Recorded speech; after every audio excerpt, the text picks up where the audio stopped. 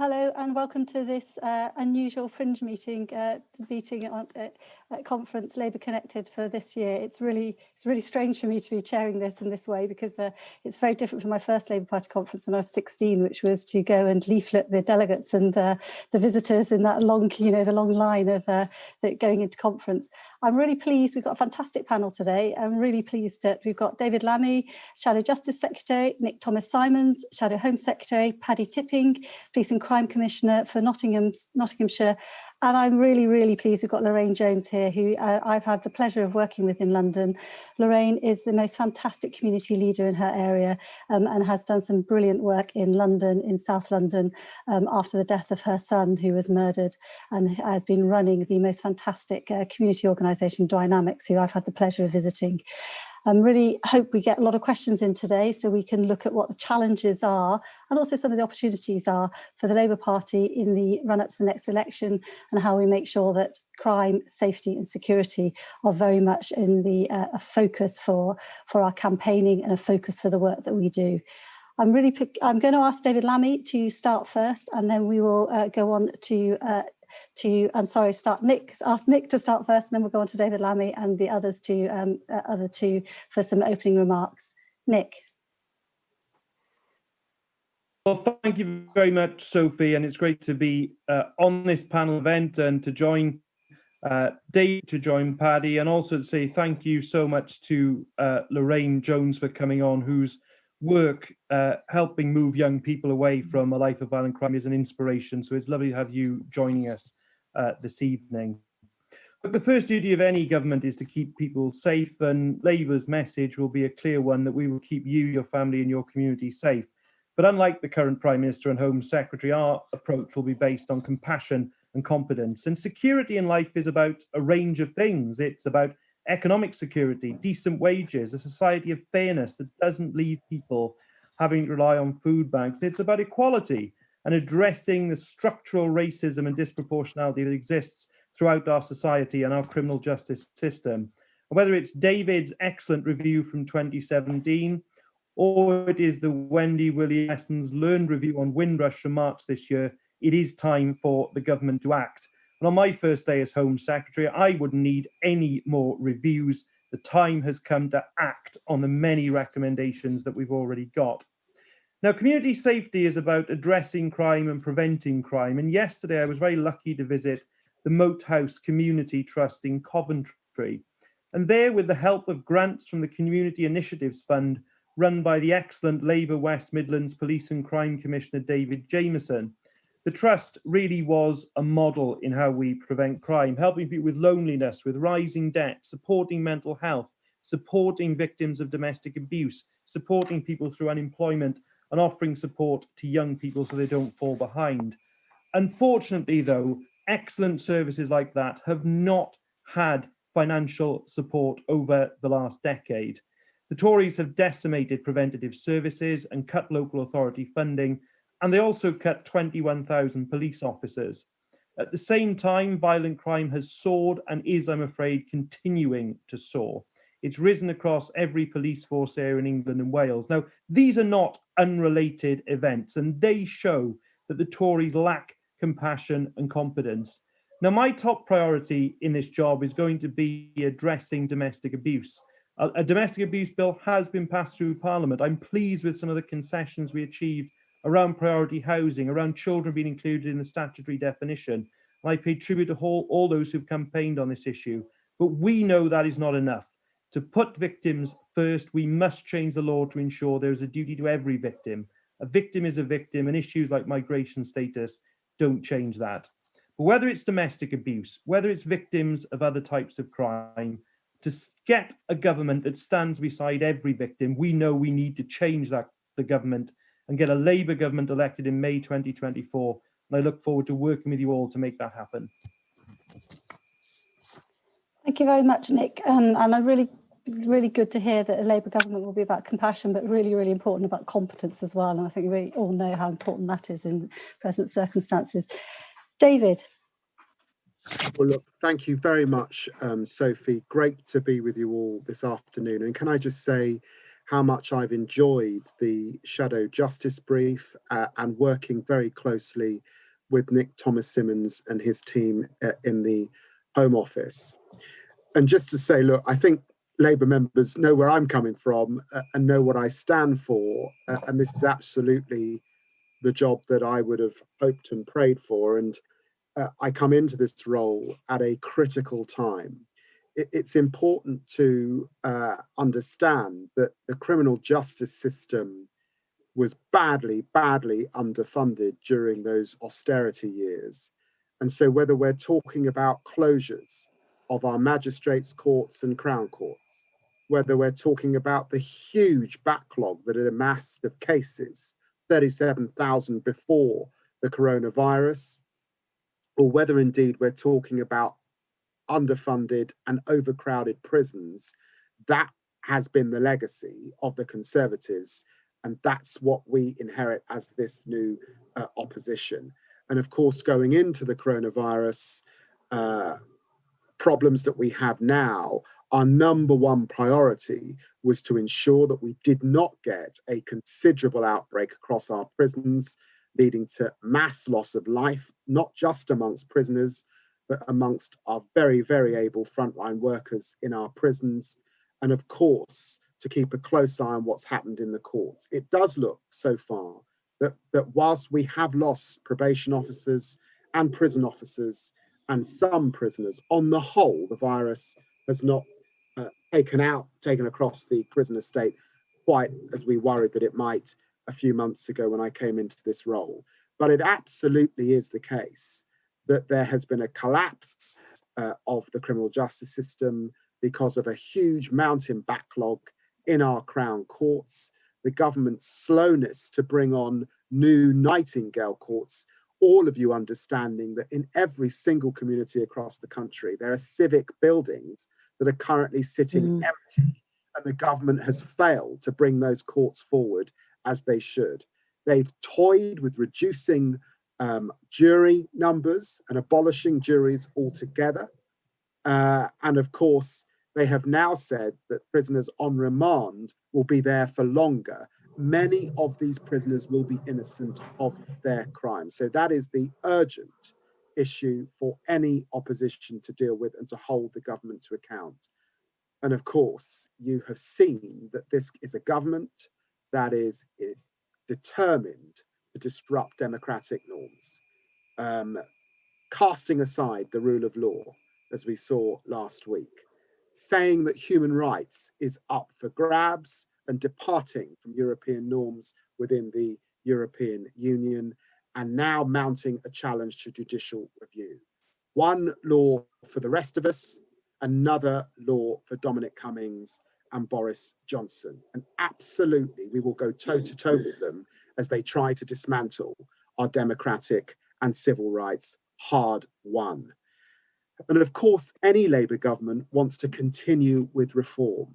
We are concerned about short sentences because we know that short sentences don't work and they lead to that pipeline of prisoner going back and round in the criminal justice system. We remain very concerned at women in prison. I have to say personally, I am yet to meet a woman who is in prison not because of a man who has abused her, has pimped her, who's made her run drugs. And we know when you put women in prison, you're putting often her children into prison. And so we have to look hard, write an appropriate setting for women and mothers in our criminal justice system. Our youth justice system has not been reformed since the Blair reforms of 1997. Yes, we managed to reduce the number of young people in prison, but I know that Labour members will be very concerned that the prison numbers of Black, Asian and minority ethnic children in prison has risen from 41% when I did my review to a staggering 51% today. That is extraordinary when you consider that ethnic minorities make up 14% of the population. So our youth justice system in urgent need of reform, particularly when the government hasn't even bothered to reconvene the serious violent task force that myself, Sadiq Khan, the Met Commissioner and others were to tackle knife crime and gang-related activity so chronic as it rages across our communities. And of course, beyond the youth justice system, women and the broader issues of serious and violent crime, it is important that we recommit to looking closely at how we deal with offenders, not just the punishment, which of course any government keeping public safe must do, but rehabilitation. And so we will be looking very hard as the government does its U-turn on Chris Grayling's reform to probation. We believe that probation should be a national service, and we absolutely believe in rehabilitation. Reoffending rates are the highest on record and certainly the highest in Europe. Under this government, it's not working. Prison certainly isn't working, and there's much for a Labour government to do, not just in opposition, but when we actually get into office. And of course, you've heard me talking about the government's failure to implement properly the Lammy review. I would hope, and all of those recommendations, by the way, are not just about disproportionality, they're about reform to make the criminal justice system better. I would hope that a Labour government can really see through that review and go further. And one of the things that we've been concerned about is the desire and the insistence on those who've committed crimes having to say that they're offenders long after they've completed that crime, and therefore those people being condemned to unemployment and a life of crime. And that's somewhere where we need further reform. I'll end there. Thanks a lot, David. And I think the breadth of the issues that yourself and Nick are having to lead on nationally is just absolutely apparent, given both your opening remarks. I'm going to come now to Lorraine. Lorraine Jones, as I said, is working in South London and is absolutely the front line and working at the front line, working with young people to steer them away from crimes and help them develop. Lorraine, we can't hear you. On mute.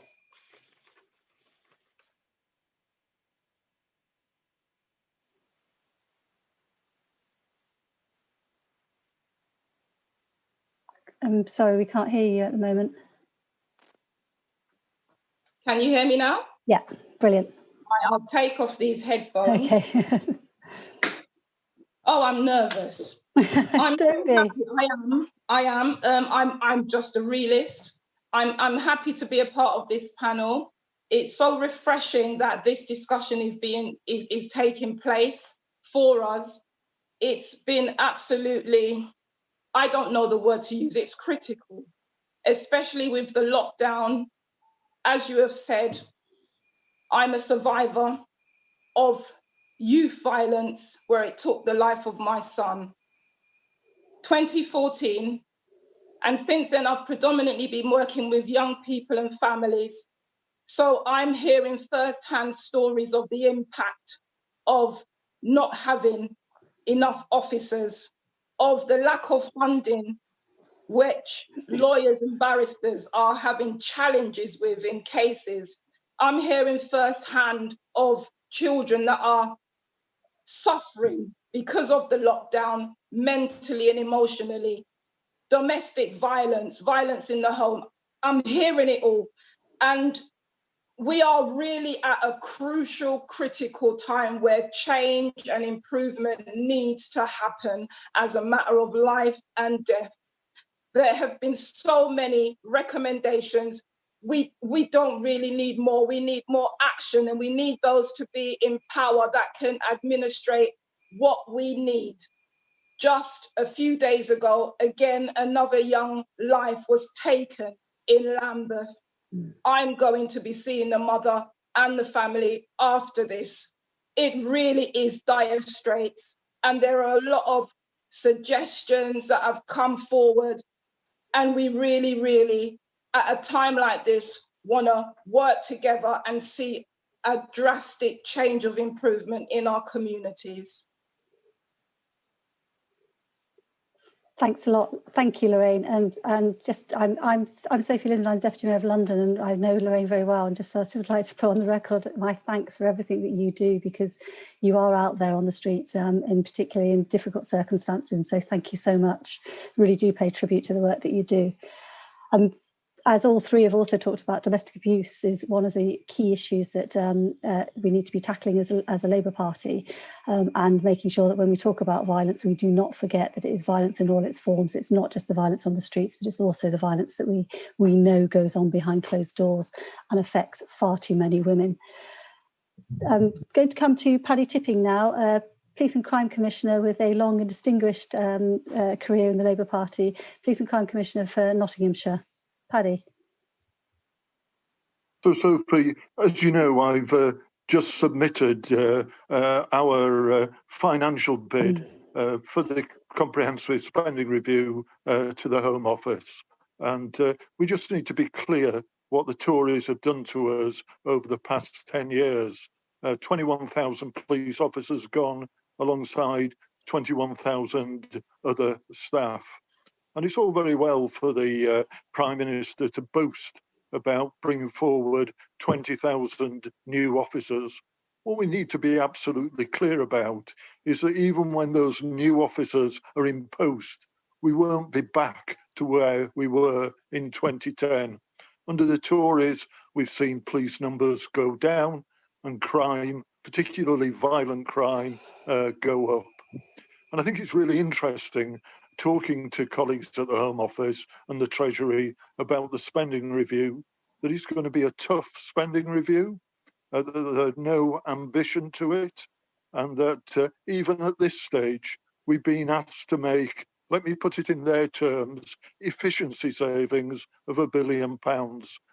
Colleagues who are listening to this call will know that means cuts of £1 billion. But what we've got to do is to make sure that people recognise that Labour in power can do things.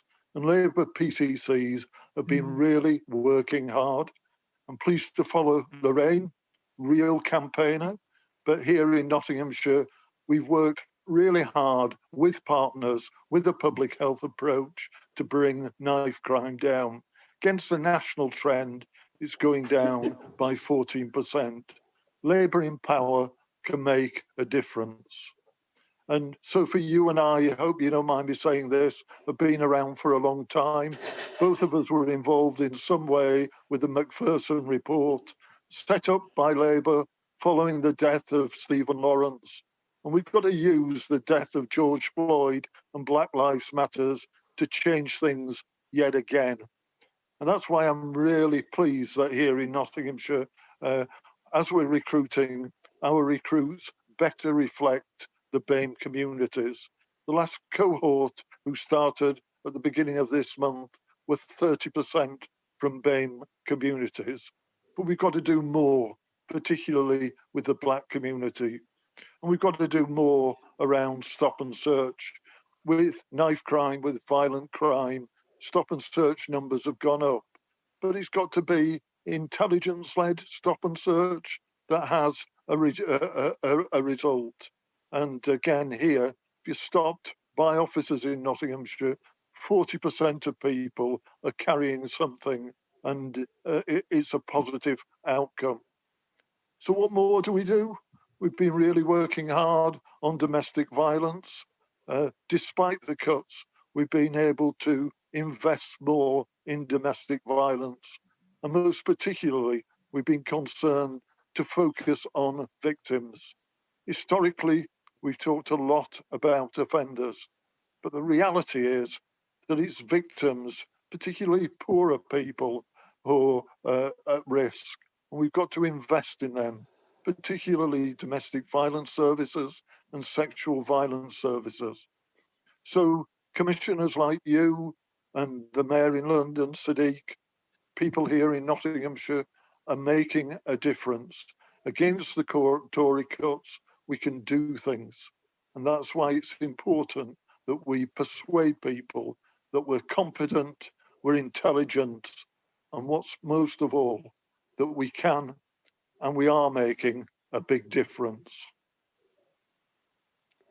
Thanks a lot, Paddy. That's really helpful, and you're absolutely right. And it's really important that as we campaign and as we build and develop towards the next general election, we don't forget that Labour is in power. Labour is in power in London, Manchester, across many of the police and crime commissions and many of the local authorities, and it is looking at what Labour in power is doing.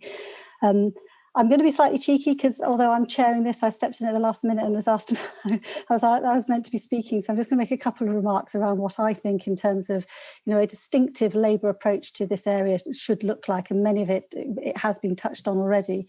And that is absolutely around making sure we invest in policing and we have a robust stance on enforcement, that we support our police. Of course, we've got to make sure that our police are not exacerbating or creating problems that are, or developing problems around, particularly around specific communities, and what Paddy Tipping talks about in terms of the death of George Floyd really resonating in Britain, not because those issues suddenly came to the fore because of George Floyd, but because they were there and they're the lived experience of too many, not just young black men, but also black women in Britain. And there's a lot of work going across the country in making sure that we really do develop and increase the trust and confidence of our black communities, because it is too low at the moment. I think the other thing is particularly important is not only to support and invest in our police, but actually to be really clear about tackling the causes of crime and tackling the drivers of crime. Sadiq, I'm Deputy Mayor for London, and Sadiq published a report last year which was really showing the links between poverty and violence, and it won't come as a surprise to anybody who's a Labour Party member that for London, in 3/4 of the boroughs where violent offending was at its highest, that was where the highest deprivation, they were the 10 most deprived areas of London as well, with the most children living in poverty as well compared to the London average. We know there's that link, and a Labour view on crime and safety and security is, yes, to make sure that we have enough police on the streets, tackling the crime and catching the offenders and catching the perpetrators and treating them fairly, but also to make sure that we really do invest in those programmes and projects, and like Lorraine's work that she does in South London with Dynamics, to deal with the causes and the drivers of crime and support those that are on the cusp and those that are already involved in crime and violence to move away from that and to become the people that their natural talents so that they can achieve. We know that we can't have strong communities unless we have strong, safe and secure communities, and that absolutely at its heart is tackling violence. But I think the third thing, the Labour approach to security and safety, is about working with communities and working alongside communities, not being a top-down heavy approach.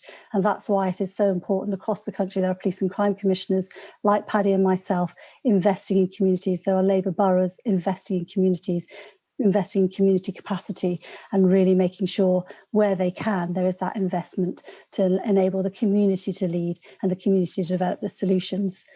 We know there's huge, COVID in itself has caused it's exacerbated the issues that we knew were there already. Like David talks about the backlog in court cases, it was there already, it's been made far, far worse. The inequality was there already. It has been made far, far worse by COVID. And in London and across the country, many police and crime commissioners have invested in services during COVID for women to ensure that they have the support and in some cases accommodation if they need to flee violence. COVID has made the domestic abuse that women are experiencing increase and has exacerbated that problem. And a Labour approach to that is to look at dealing with the causes of that, as well as making sure that we enforce against those that are causing such problems on our streets. But we have to do that in a way that's fair, is proportionate and doesn't discriminate against particular communities. And we have to build on the work that many people are now doing across the country to deal with the issues that have come out of the Black Lives Matters movement and the death of George Floyd. I'm going to stop there and go to some questions. I'm really pleased we've got some questions from those that are participating. I've got a question from Matt Carter asking, how would the panel make the community policing up and down Britain be better representative of the communities they serve? And we've had that a couple of times. So in terms of, can I go to Nick perhaps on that first, in relation to diversity in the police and why that matters, and how we can actually make sure that with the recruitment drive that's going on at the moment, we get as many black and minority ethnic candidates into the system. Nick. Well, I think this Thank you, Sophie. And I think that this is actually an ideal moment for this question, because we are at a stage where it seems there are going to be a number of people recruited into the police. I think Paddy is quite right to say that even if the government succeeded in its target, all we'd have done is go back to the place where we started in 2010. And I think there is also a real concern around whether the government is actually willing to provide the finance for these officers and not force forces up and down the country to find money from elsewhere. So huge debates about it. But on the basis that officers are to be recruited, as a number of officers are recruited, this really is the moment to ensure that those officers who are recruited and move in, of course, to replace those who move on as well, are reflective of the communities they serve. And I think that, yes, of course, it is about recruitment. It's about ensuring that there is diversity in recruitment, but it's also about ensuring that people from a range of communities actually want to make those applications in the first place. And I think that also comes down, Sophie, if I may say so, to the issue of trust and confidence, which I know you've raised, which is so important across the country. I know that the work that you're trying to do on trust and confidence as the deputy mayor, along with Sadiq, I think that work is extremely important. And I think it is building that trust and confidence across all our communities to send a message that whatever background you come from, whatever community you come from, yes, aspiring to join the police is something for you. And then ensuring absolutely that when we recruit more officers, which either this government or the next Labour government is going to have to, that we then absolutely make sure we have that diversity in recruitment, so that when people in every community across the country look at the police force, they recognise in it a mirror image of the communities they serve in.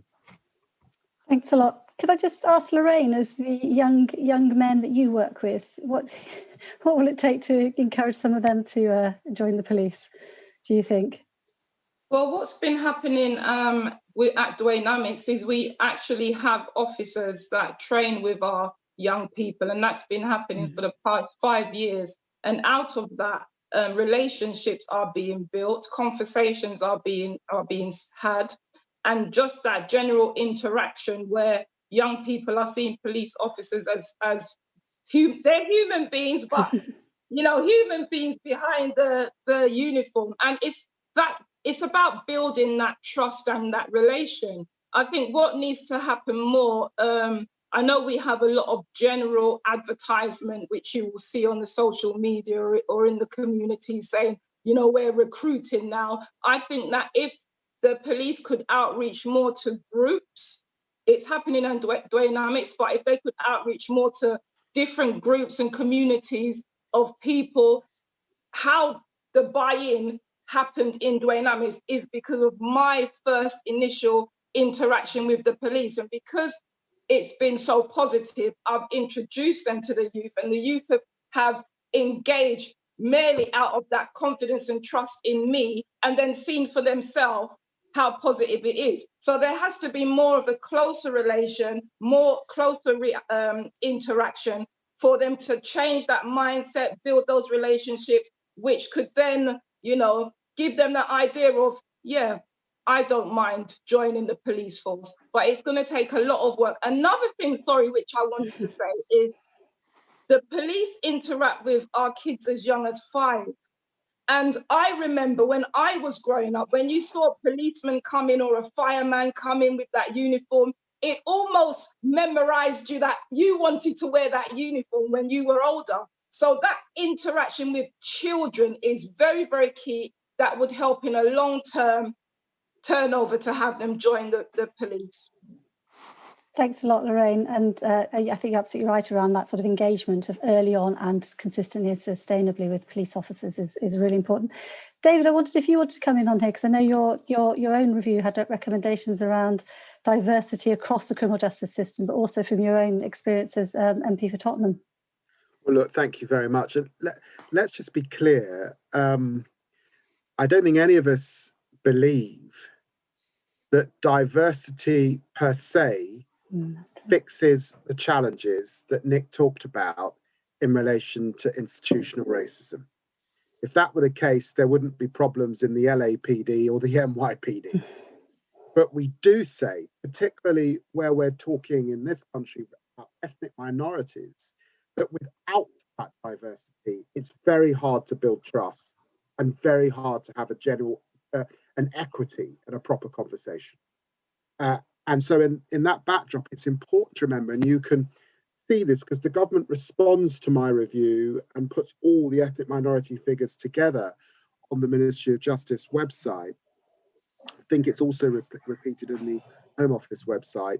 1% of our police officers across the country are black, just 1%. Clearly, there has been a rise since the Macpherson days in London, but nothing like reflective of London. I think it's now, Sophie, around 17% in London, and that's the black, Asian, and minority ethnic figure, not 15. Black. So there are real challenges nationally when you remember that there are ethnic minority communities and black communities right up and down the country. And sometimes we focus quite a lot on the Met, but we really what's going on in Cambridgeshire, what's going on in Sussex, what's going on in other parts of the country where there are black communities. And then broader than my review, look, I was very challenging about our judiciary. Frankly, some gender diversity would be great amongst our judges, and never mind ethnic diversity. And there are real challenges there. Anyone who's sort of noticed Brenda Hale as the only woman on the Supreme Court a couple of years ago during the the famous case on prorogation of Parliament will be aware that there's lots to do on our judiciary. And actually, as I was going across the country speaking to minority communities, I remember the Muslim communities in Yorkshire really raising, as they go into, if they're ever in Crown Court, that there are just no Muslim judges at all in the system. I said there should be a target, by the way, for the judiciary, which the government rejected. And I always say with a target, it's an ambition. You might miss it, but at least set the ambition. I raised issues around where are our black and Asian minority ethnic prison governors? It's a fantastic job being a prison governor. Why aren't there a cadre of black, Asian and minority ethnic governors in the system? And might I say also that one of the massive foundation stones of the criminal justice system are our magistrates in every single community. And there are real challenges there as well. By the way, again, not just to have black, Asian and minority ethnic magistrates, but to have white working class magistrates. If the magistracy is simply something, if you like, that sort of, blue rinse Tories feel that they want to do, it's not reflective of our community. So right across the justice system, this is a real issue. And just to say where we have been able to make progress and why it's important, if we went back 20 years and we were in London talking about education and the underachievement of black children particularly, there were really no head teachers that were black, very little senior leadership teams that were black, and hardly any teachers that were black. Look at it now, very hard to find a local authority where there isn't that black staff across the school system. And if you go into a school where even if there isn't that, the articulacy amongst teachers, how do you lift the standards of African Caribbean boys, Bangladeshi boys? Sometimes it's too much because the teachers are so preoccupied with raising standards. Well, the same is true of criminal justice. If you look at the cohort of people coming into the criminal justice system, as I said before, 51% now of our young offenders are from a black, Asian and minority ethnic background. The truth is you're in the race business. And it's why someone like Sophie, with her experience in Hackney, understands that you're in the race business. And of course, Sadiq does. We need that replicated right across the criminal justice system. Thanks a lot, David. And I think it's really important that we remember that diversity in and of itself is not going to solve the problem. I think it's really important we remember that. Paddy, did you want to come in here in terms of the Police and Crime Commissioner's role in recruitment and diversity? So Lorraine is quite right that we've got to build stronger relationships with the community, and some of those conversations are going to be challenging, but we've got to start further back. So I'm really pleased here in Nottinghamshire that 40% of our cadets are from BAME backgrounds, 40% of our specials from BAME backgrounds, 15% of our graduate entry are from BAME backgrounds, and that gives us a stepladder to build on. But we've got to retain people too and promote them up the organisation. And historically, the experience of black officers has not always been good. We've got to make sure that our top teams, our command teams, reflect the wider workforce. And a real condemnation is this, that in the history of British policing, we've only ever had one black chief constable. That tells it all. But this is a real opportunity for change. We did stuff following Macpherson. We need to do something now with Black Lives Matters.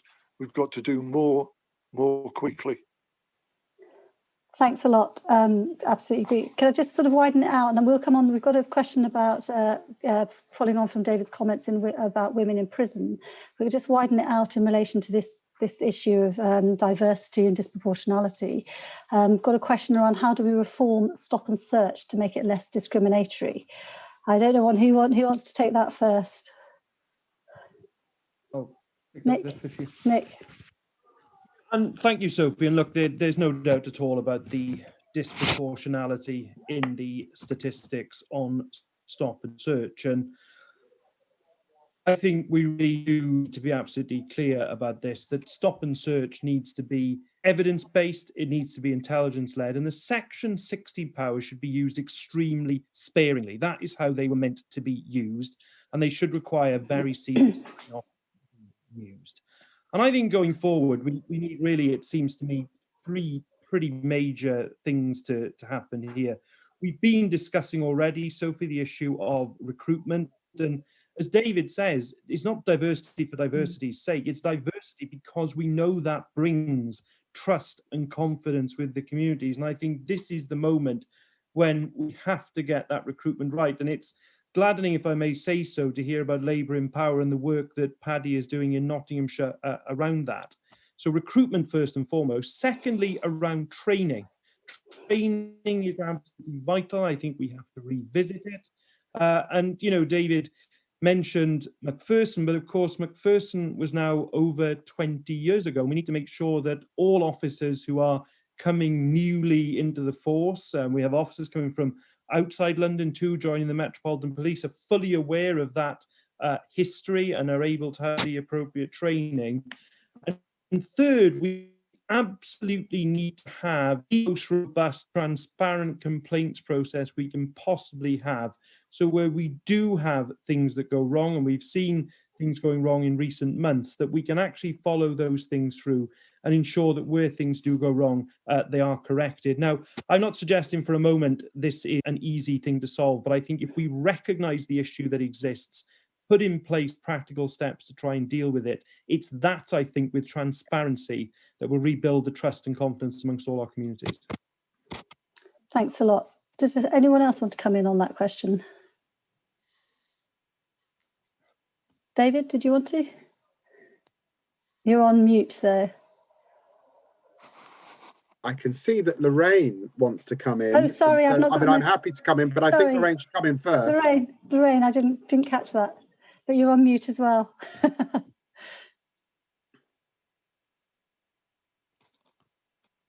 You just need to unmute yourself. That's it. Right, can you hear me now? Yeah, okay, thank you, David, for that. Yeah, stop and search is a real biggie in Lambeth. And the practical steps which we have taken in our community, we still have a lot of work to do, is by creating conversations with the police officers that are policing in our community. One of the big problems that we've had is the police that do come, they know nothing about our history. They know nothing about the community or things that we're facing.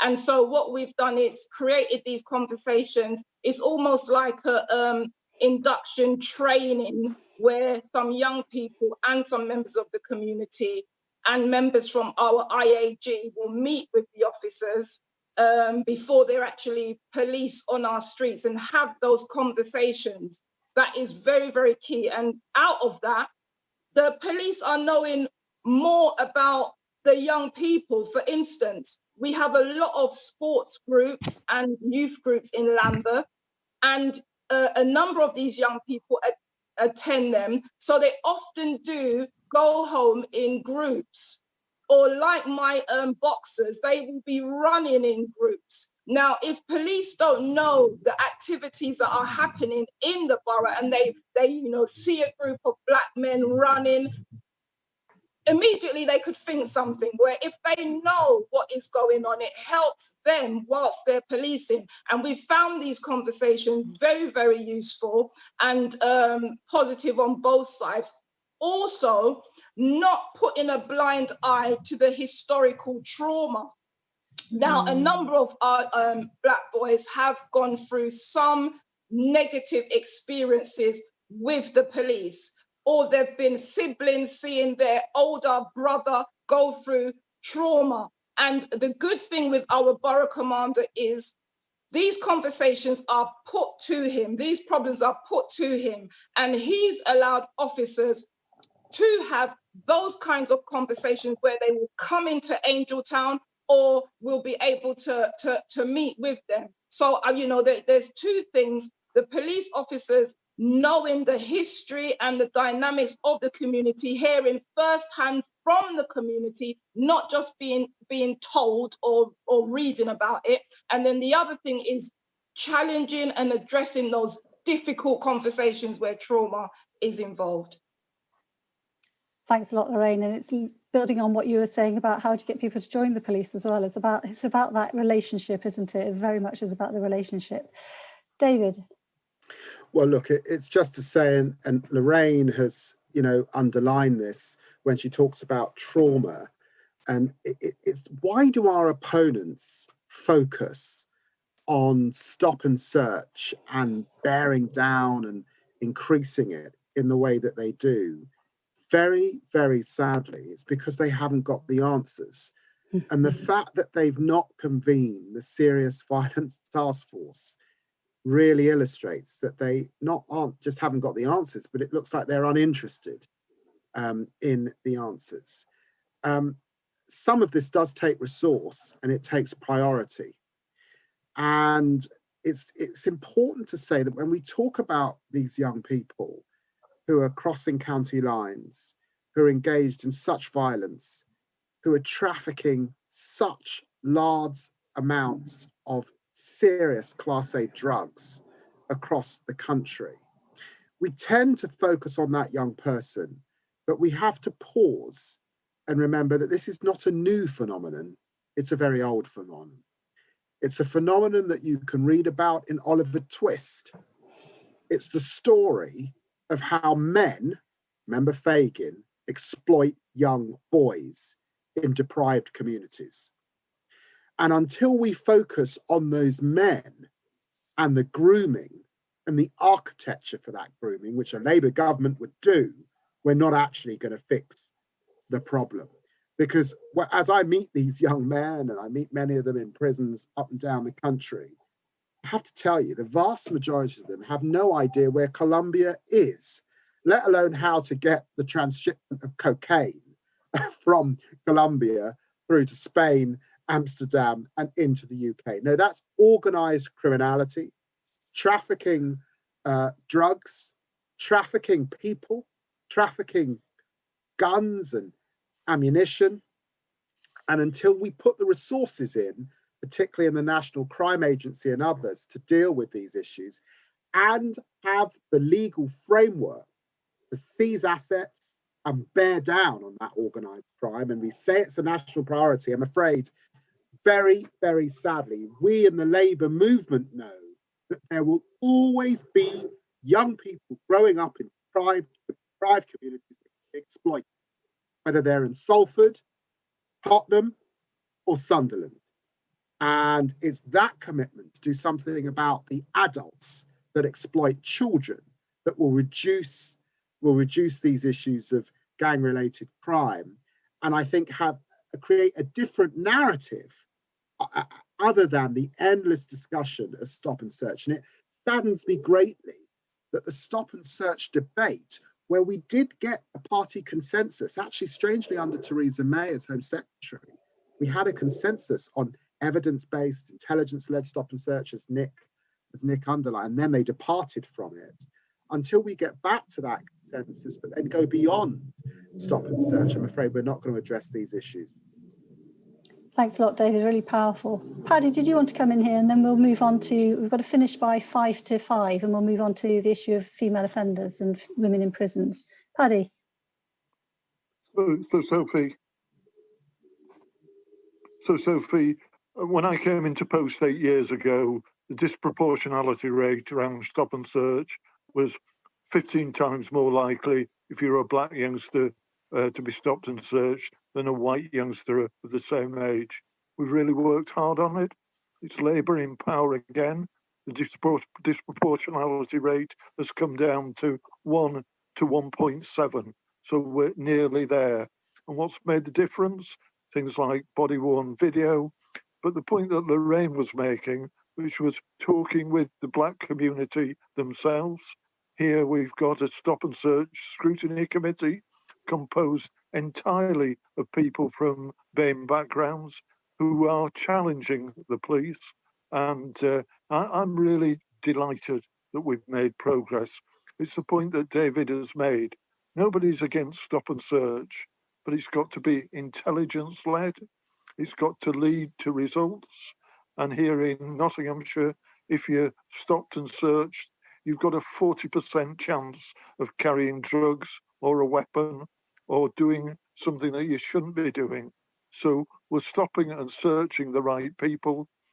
Black women say to me, we like stop and search if it's done properly because it keeps our young people safe. And that's what we all want, to build that stronger, safer community. And we can only do that by working with and engaging with the community. Absolutely agree with you on that, Paddy. I think that's a real Labour, core Labour values around working with the community and engaging with the community. So just briefly before we end, we've got a question around sparked by David's comments about women in prison, a question around how do we best deal with those who are already in the system, and maybe we should widen it out, but also how do we ensure that women don't get into the system as well, given that so many, as David has said, a huge majority of them have been victims of domestic abuse, have been victims of sexual violence, or are victims of actual exploitation as well, current exploitation as well.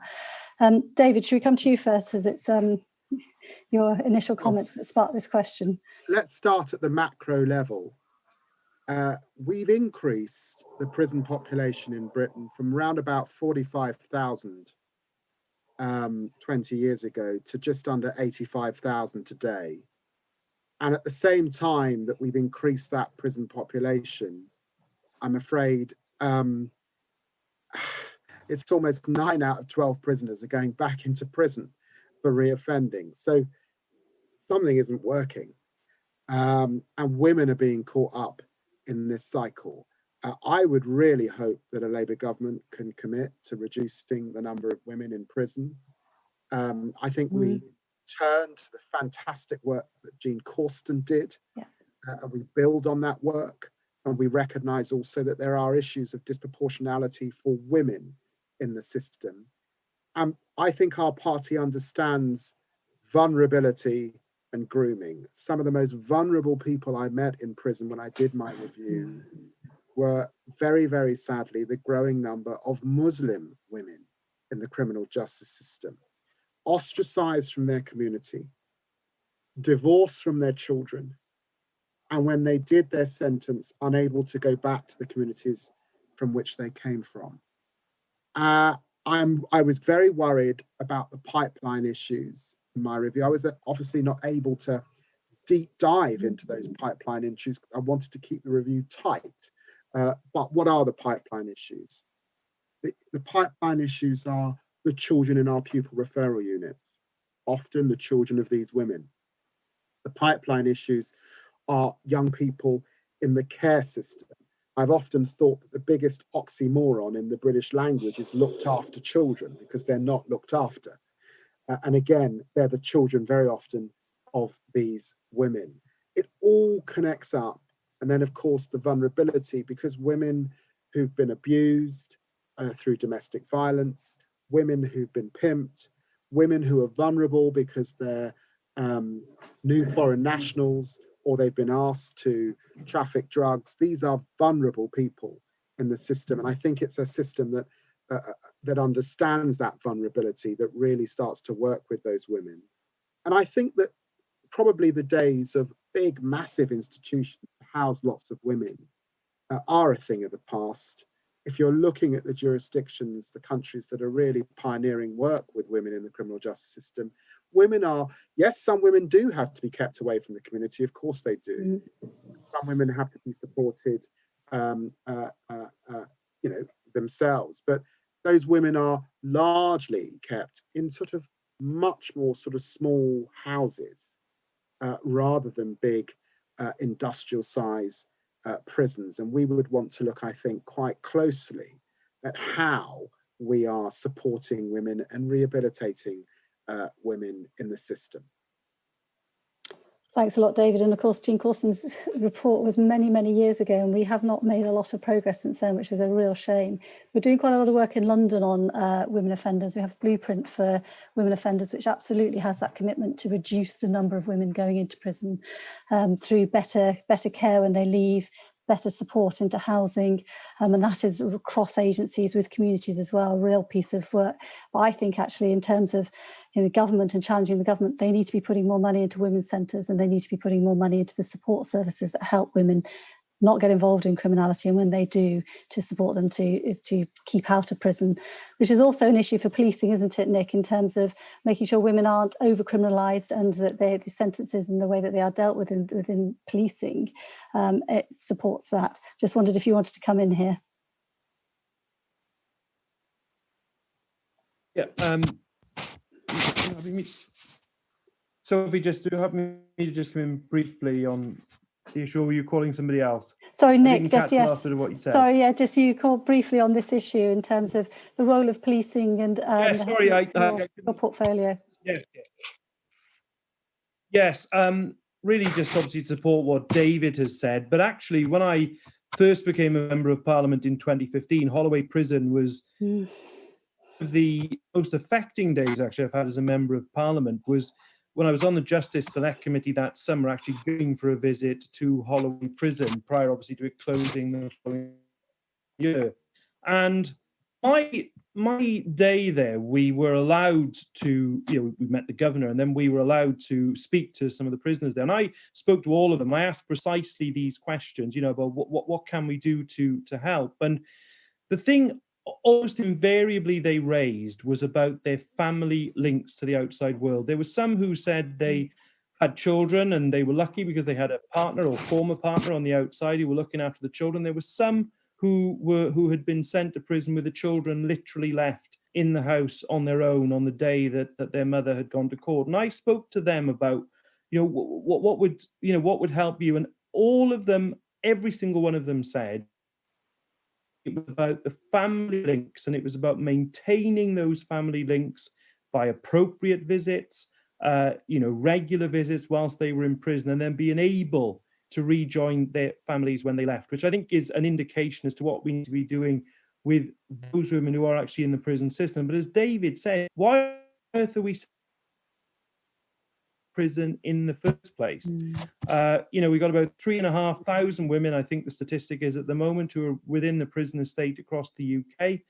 Around about half of them identify as victims. There are enormous other issues of self-harm, so many different issues. Those issues will not be solved by sending that number of women to prison every year. We have to look, I think, around the world at different rules as to how far better we can deal with this.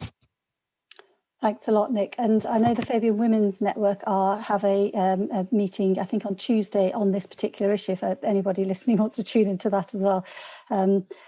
Paddy or Lorraine, just really briefly, did you want to come in on this, and then we'll have to close? Yes, Lorraine. I did. Yes, I did, Sophie.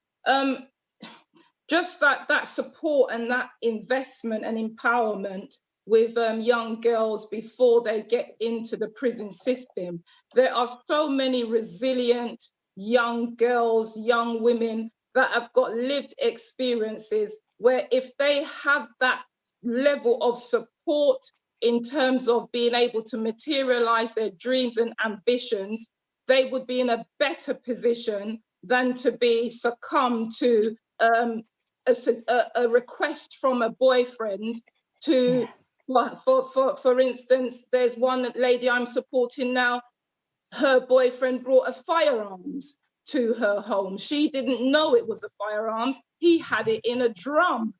And obviously intelligence had it that the police raided her home, found this firearms in this drum in her room, and she's in prison now. Somebody I'm supporting. But this young girl, so much aspirations, so much dreams to start, you know, girls groups. If that empowerment, mentoring and investment is there, it would help so many of our young girls before they get into a vulnerable state. And then whilst they're in prison, what kind of restorative justice is available for them? What is there? More investment needs to happen there also. It's terrible that we're going through this lockdown pandemic, but if we can create some form of helplines or conversation lines where girls can, you know, ring in and just have, you know, a discussion about issues that will help them through this pandemic, that would be very, very useful too. So much work can be done. Thanks, Lorraine, and thank you. I thank you for reminding us all this is also about girls and women's empowerment, just as the way we talk about supporting and young men, we need to be as focused on girls and women as well in particular. Paddy, I'm afraid we've run out of time. Will you forgive me if I don't come to you? Can't anyway, because I can't hear. Oh, he's okay. I'm sorry. I'm getting messages to wrap up. So is that okay? Yeah. All right. Thank you very much to all our panelists, and thank you very much to everyone who's joined us. I hope you found that helpful and interesting. I certainly have. So thank you very much. Bye-bye.